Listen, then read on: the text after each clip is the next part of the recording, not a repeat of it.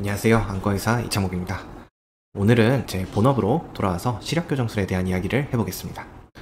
저는 작년 2024년에 라섹 수술을 받았습니다. 제가 40대 초반이니까 어떻게 보면 꽤 늦은 나이에 라섹 수술을 받은 셈인데 왜 이렇게 늦게까지 고민을 했는지에 대한 이야기를 한 번은 해야 될 것 같더라고요. 근데 막상 내용을 준비하다 보니까 시청자분들에게는 다소 어려운 내용이 될 것 같아서 걱정입니다. 그래도 최대한 쉽게 전달할 수 있도록 해보겠습니다. 오늘은 첫 번째 시간으로 원추각막이란 무엇이고 이를 예방하기 위해 어떤 검사들이 필요한지 말씀을 드려보겠습니다. 일단 원추각막에서 원추는 우리말로는 꽃갈입니다. 영어로는 콘이죠. 원추각막은 각막이 꽃갈콘처럼 튀어나오는 질병입니다. 왜 튀어나오냐? 각막이 구조적으로 약해서 안압을 버티지 못하기 때문입니다. 각막이 약해지는 이유에는 유전 요인과 환경 요인이 있습니다. 유전 요인은 말판 신드롬 같이 우리 몸의 결체 조직이 약해지는 여러 질환과 유전병들이 포함이 됩니다. 각막에는 콜라겐 섬유가 있기 때문에 이 부분이 약해지는 것이죠. 환경적인 요인은 습관적인 눈 비빔이 있습니다. 눈을 비비면 그때마다 각막에 상당한 힘이 가해지는데 이것이 오랜 기간 누적되면서 콜라겐 섬유가 버티지 못하는 것이죠. 그래서 전신 아토피 질환이 있는 환자들은 눈을 습관적으로 비빌 확률이 높기 때문에 원추각막이 2배 이상 잘 생기는 것으로 알려져 있습니다. 원추각막이 생기면 시력이 떨어집니다. 가끔 시력이 떨어지면 안경 쓰면 되는 거 아니냐 여쭤보시는데 그렇게 생각하시면 큰 오산입니다. 각막은 빛을 한 점으로 모아주는 역할을 하는데 각막이 비정상적으로 튀어나오면 안경으로 교정할 수 없는 부정난시가 생깁니다. 원추각막이 진행되면 안경이나 소프트 렌즈는 도움이 되지가 않고 딱딱한 하드 렌즈로 각막을 눌러야지만 시력 교정이 됩니다. 하지만 원추각막이 점점 진행해서 하드 렌즈로 누를 수 없는 수준이 되면 수술적 치료가 필요합니다. 수술적 치료에는 각막 강화술, 링 삽입술, 그리고 마지막으로는 각막 이식이 있습니다. 각막 강화술의 정식 명칭은 각막 콜라겐 교차 결합술이고요. 리보플라빈이라고 하는 비타민으로 콜라겐 섬유를 튼튼하게 만들어주는 것입니다. 각막 링 삽입술은 뼈대 역할을 하는 링을 삽입하는 수술입니다. 사실 수술적 치료 단계가 되면은 시력을 다시 되찾는 것은 쉽지 않고요. 원추각막을 최대한 막아보는 것이 치료의 목표가 되겠습니다. 시력교정술은 각막을 깎아서 얇게 만드는 수술이 많습니다. 시력교정술 후에 원추각막이 생기면 각막 확장증이라고 합니다.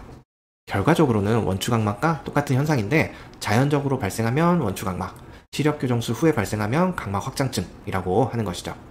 라식 수술 후에 각막 확장증이 발생하는 확률이 0.04에서 0.2%, 라섹은 그 절반 수준인 0.02% 정도입니다.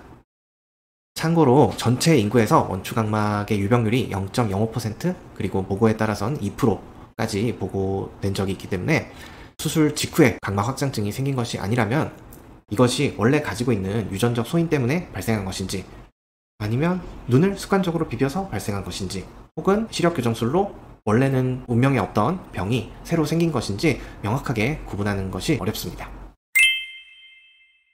아무리 그래도 시력교정술인데 시력을 떨어뜨리는 심각한 합병증이 발생하면 안 되겠죠.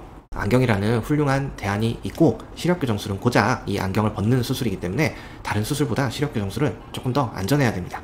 시력교정술 후에 각막 확장증이 발생하기 시작한 것이 1990년대인데 이때부터 이를 예방하기 위한 여러 안전 기준들을 만들었습니다. 보통 수술 전에 가장 중요하게 생각하는 것은 시력교정술 후에 남는 각막 두께입니다. 이를 수술 후 잔여각막 두께라고 하고요. 보통은 상피세포 두께를 뺀 두께를 말합니다. 1990년대 미국 FDA에서 처음으로 제시한 안전 잔여각막 두께는 250 마이크로미터입니다.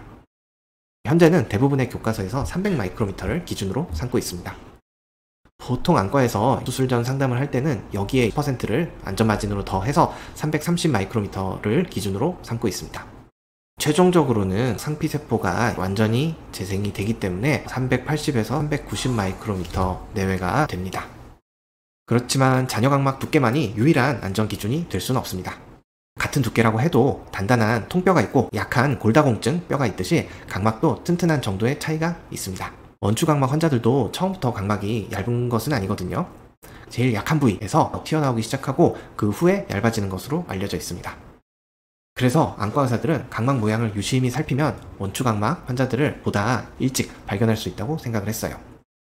혹은 시력교정술 후에 각막 확장증이 생길 가능성이 있는 사람을 미리 걸러낼 수 있다는 생각을 한 것이죠. 이러한 컨셉으로 현재 시력에는 문제가 없지만 각막 모양에 미세한 이상이 보이는 경우를 잠복 원추각막 혹은 불안전 원추각막이라고 부르기 시작했습니다. 특히 각막 모양이 아래쪽으로만 뾰족한 경우에는 위험하다고 판단을 합니다. 그래서 2008년 랜들만이라는 의사가 각막 두께와 모양 뿐만이 아니라 시력 교정을 위해서 깎는 절상량 그리고 환자의 나이 등을 종합해서 각막 확장증 위험도를 점수화하였습니다. 이것은 표로 쉽게 볼 수가 있는데요. 이 표를 보면서 제 눈에 대한 이야기를 한번 해보겠습니다. 제 수술 전 각막 두께는 486 마이크로미터, 위험도 점수로는 2점입니다. 그리고 제 수술 전 각막 지형도입니다. 꽤나 저명하게 아래쪽이 뾰족한 모양인데 점수표 상으로는 3점에 해당합니다. 자녀 각막 두께나 깎는 교정량 그리고 나이는 40대이기 때문에 괜찮아요. 0점입니다. 최종적으로 저의 점수는 5점이었습니다. 하이 리스크, 고위험군에 해당하고요. 설명을 한번 읽어보면 Do not perform LASIK 이라고 되어 있죠. 라식은 하지 마라 라고 명확하게 언급하고 있습니다. 그리고 뒤에 있는 말을 읽어볼게요. Safety of surface ablation has not been established. 서페이스 어블레이션이 바로 라섹이라고 생각하시면 되는데 이 라섹에 대한 안정성이 확립되어 있지 않다라고 말하고 있죠. 그래서 보통은 이런 환자가 시력교정술 상담을 받으러 왔다면은 저 같아도 라섹을 권하지는 않았을 것 같아요. 만약에 환자분이 꼭 안경을 벗고 싶다고 하시면 렌즈 삽입술을 권하게 되겠죠. 하지만 저는 최종적으로 라섹을 선택하고 수술을 받았는데 다음 시간부터 어떤 근거로 제가 이런 선택을 했는지 천천히 말씀드려 보겠습니다. 끝까지 시청해 주셔서 감사합니다.